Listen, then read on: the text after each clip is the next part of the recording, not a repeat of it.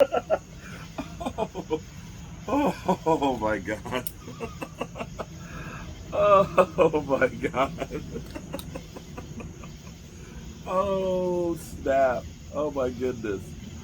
Oh my God. I have to laugh to keep from crying, people.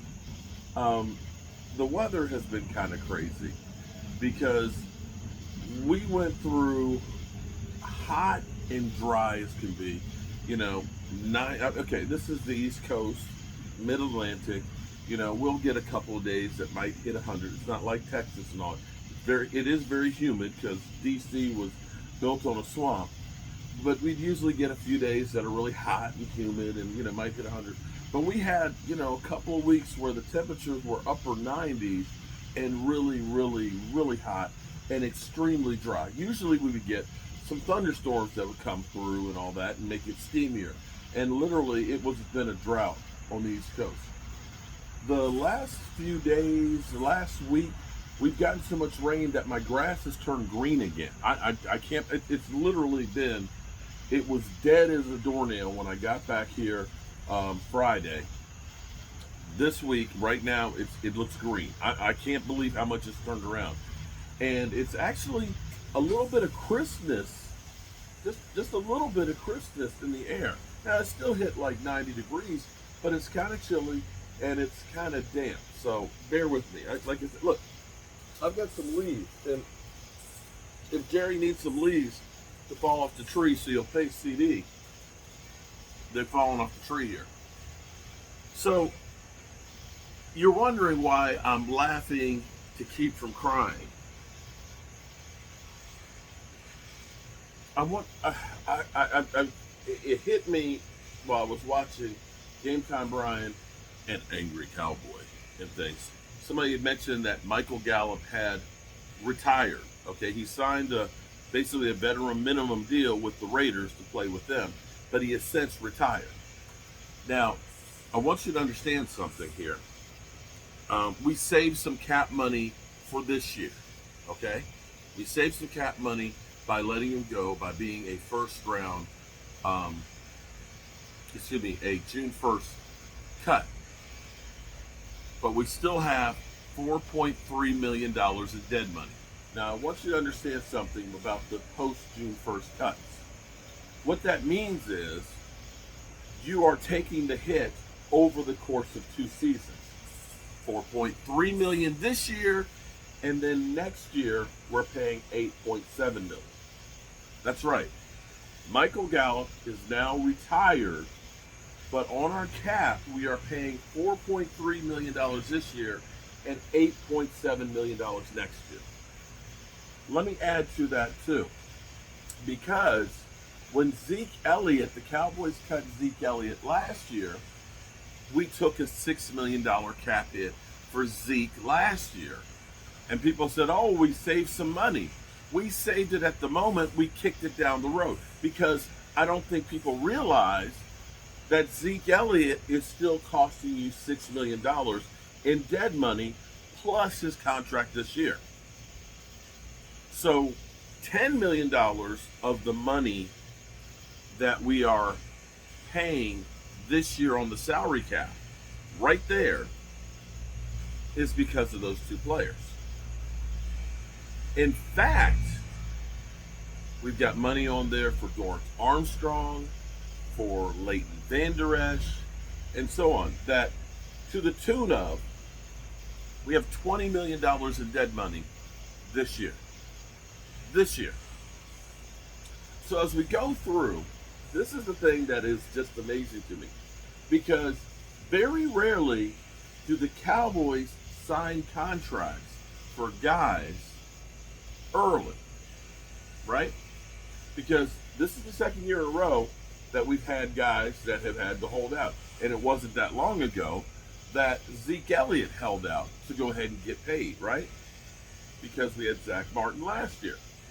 But the Cowboys, they decided, because they saw an opportunity to save some money, that they signed Michael Gallup, not in training camp, mind you. They signed him early in the off season after he had tore up his ACL before they knew how well it was going to heal. Now think about this for a second. You can look at CeeDee Lamb and say, CeeDee Lamb has progressed each year. That last year was the best season of CeeDee Lamb's career. Yeah, I know we failed the playoffs, he checked out and so on. But he has a Dallas Cowboys record in catches and yardage. He had more catches than anybody else in the NFL. So clearly, you look and see that his career is going up. Michael Gallup, his second year, had 1,100 yards. And you said, oh my God, this guy is really good. The year after that, it dropped down to like 850. Still pretty good. But then the year after that, it dropped to the 400 range. And he tore his ACL. And while he's recovering, you sign him to a new deal.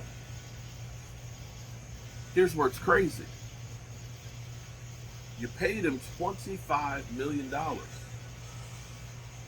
on that new contract. Do you know what you got for your money? 842 yards, 6 TDs.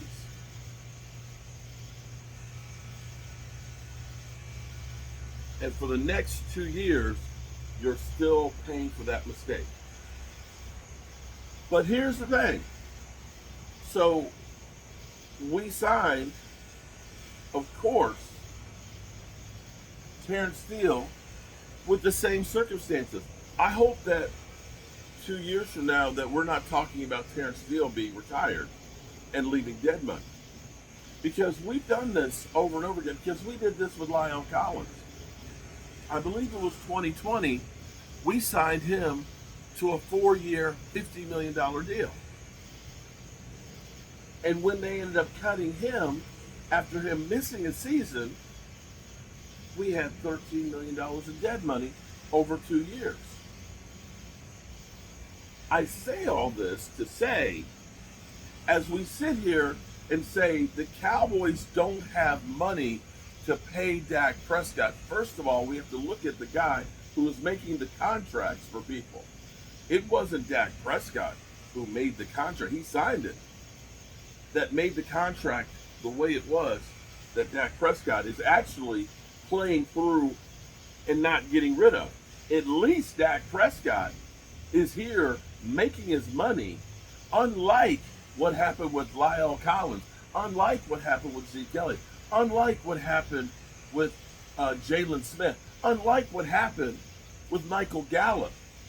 At least Dak Prescott is performing and not leaving dead money from the contract. That he's playing well enough that you say, we have to make a decision on whether or not we want to back up the Brinks truck to pay him, as opposed to cutting guys that literally retire and leaving dead money. That their contract is outliving their career. How crazy is it? How crazy is it that we have no problem paying people whose numbers have been going downhill, or paying a running back after year 4, which is typically the pinnacle of what they do is year 4. For the most part, guys go downhill as a running back. You paid your running back the richest contract in history, and you didn't learn when you did the same thing with Michael Gallup. Marion Barber. You didn't learn. That was the example. You signed Marion Barber to a 6-year, 8-year extension for $50 million back in like 2007 or 8 for a guy who wasn't a full-time starter. And you're still making the same mistakes. But yet, the people who are performing and on the field, who end the season healthy, who are ready to go, who are in the top of the NFL, we can't pay those guys. We can't pay those guys, or we got to make those guys feel like shit to literally get paid. Now, am I the crazy one here? Am I the crazy one? Because this is some bullshit. If you're injured and an average player, we're going to pay you. And this philosophy goes through the draft, the second round picks, always looking for a bargain. And every time the Cowboys look for a bargain, it blows up in their face. It blows up in their face. Every time we look at a second round pick and say, well, they're first round talent. They're first round talent, but they fell to the second round because they have a catastrophic knee injury. Oh, we might get a first rounder from that.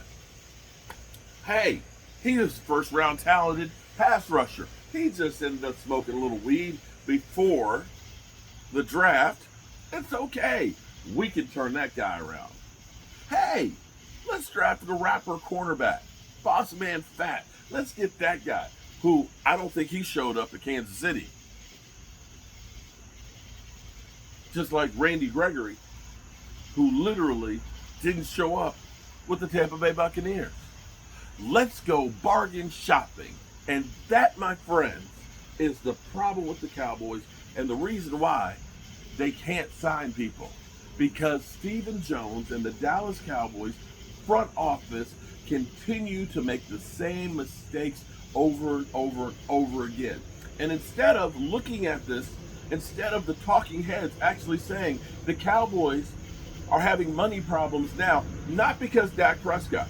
Because Dak Prescott, let's be clear here, Dak Prescott's cap number when he signed that freaking contract was only $17 million the first year, $19 million the second year. And mind you, we got $20 million in dead money. So you had Dak Prescott for 17 or 19, and you got $20 million for guys that, oh, I'm sorry, one of them is back on the roster, Zeke Elliott. Yeah, we've done that a couple of times because we ended up having dead money from Brandon Carr, and we bring him back. So we literally are taking a dead money hit and paying him a new salary contract. But yet, all of our problems are Dak Prescott, who's performing on the field. Our problems are CeeDee Lamb, who's out there breaking records. Our problems, and we need to trade Micah Parsons because, well, he's too expensive. What's too expensive is making these stupid bargain basement moves that are killing the chances of getting real talent. The Cowboys never should have signed a contract extension with Michael Gallup recovering from a knee injury. What they should have done was say, we're going to sign you to a one-year deal to prove it, to see how you are. They should have done the same thing with Terrence Steele. If it ends up being that they walk, okay, so be it. But guess what? Guess what? If you had done that, you would have then had the money that you spent on the contract that you could have gone out and said, let me get a free agent who's healthy. Let me get a free agent who's healthy for that $10 million and plug him in. That, my friends, in a nutshell, is why the Dallas Cowboys can't get to the Super Bowl. Plain and simple. You pay the guys who are average players trying to get a bargain. Trying to get a bargain. That's it. And right now, you literally have CeeDee Lamb that you're not talking to, that you're not even talking to about a contract, who's sitting out missing valuable time for training camp. People, stop blaming the people who are actually performing on the field.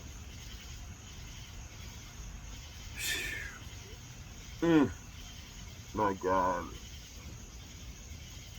I literally yesterday tried to let all of this go.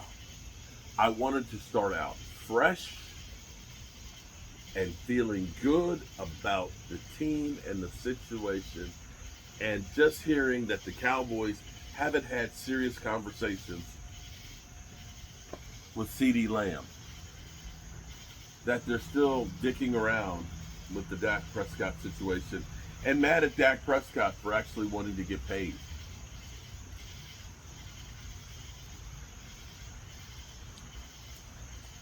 I wanted to start fresh and new and feel good about my team getting to training camp. But damn it, they just won't let me. They just won't let me.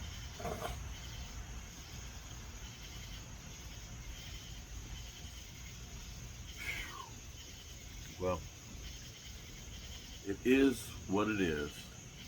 And this is the life of a Dallas Cowboy fan.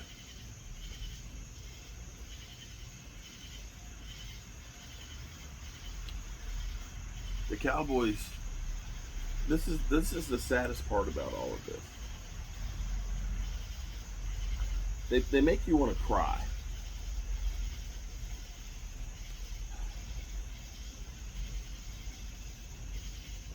They do so many things well.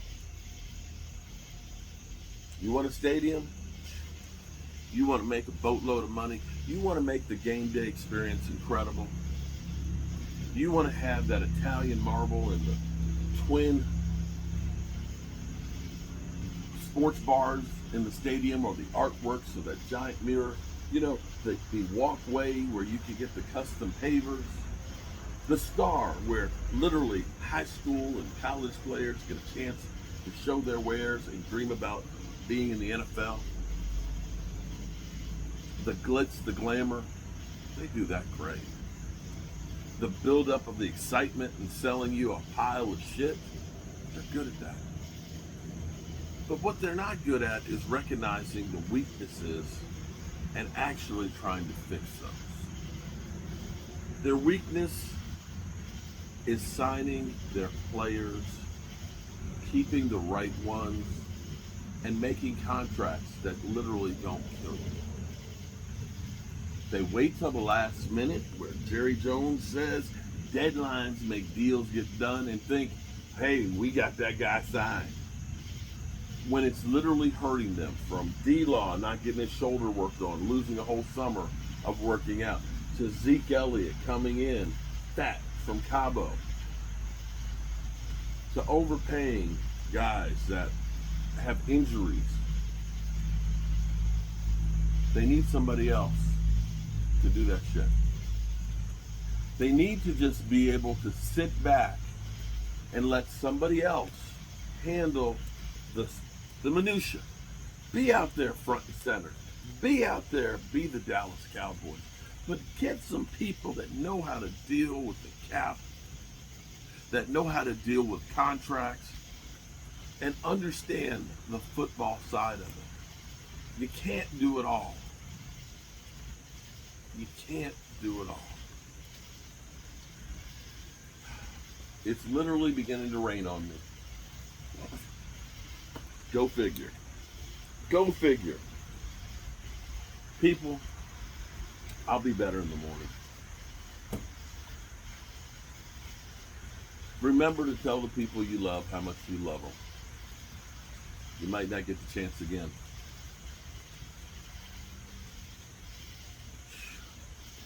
I love you guys. And God willing, well, Jerry Jones' lawsuit's settled now. Maybe there'll be the glory hole press conference tomorrow. Peace.